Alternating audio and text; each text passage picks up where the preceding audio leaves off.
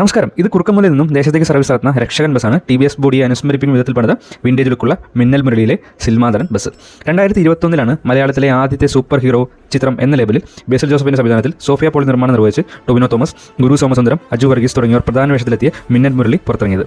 സിനിമയുടെ ദിവസവും കഥയൊന്നും ഞാനായിട്ട് പറയേണ്ട ആവശ്യമില്ലല്ലോ. കാണാത്തവർക്കായിട്ട് പടം നെറ്റ്ഫ്ലിക്സിൽ കിടക്കുന്നുണ്ട്. ഇനി നമ്മുടെ വിഷയത്തിലേക്ക് വരാം.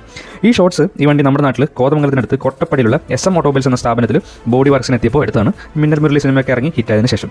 ചരിത്രം പറയുകയാണെങ്കിൽ ആദ്യ നാളുകളിൽ റോബിൻ മോട്ടോഴ്സിന്റെ പാലായിലുള്ള ഒരു പെർമിറ്റിൽ സേവനം ചെയ്തായിരുന്നു ഇവന്റെ തുടക്കം. പിന്നീട് ചാന്നാനിക്കാടുപള്ളി, ചിങ്ങവനം, കോട്ടയം റൂട്ടിൽ വാഹിനി എന്ന പേരിൽ കുറേ കാലം ഓടി. പിന്നീട് ഇതേ റൂട്ടിൽ തന്നെ ബ്രദേഴ്സ് എന്ന പേരിലും ഓടി. അതിനുശേഷം കക്ഷി സ്റ്റേജ് കാരേജ് പരിപാടികൾ അവസാനിപ്പിച്ച് ബ്ലസ്സി ഡ്രൈവിംഗ് സ്കൂളിൽ എത്തി. പിന്നീടായിരുന്നു മിന്നൽ മുരളിയിലേക്കുള്ള വരവ്. ഇങ്ങനെയായിരുന്നു ഇവന്റെ പാലായിൽ നിന്നും വെള്ളിത്തിരിയിലേക്കുള്ള യാത്ര.